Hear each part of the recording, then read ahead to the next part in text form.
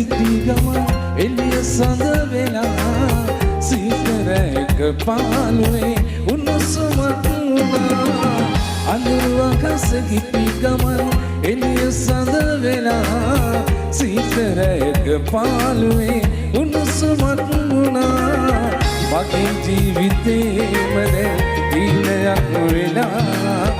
යන්න කොහෙ ගියාදෝ රත්තරන් ඔයා මතක නැද්ද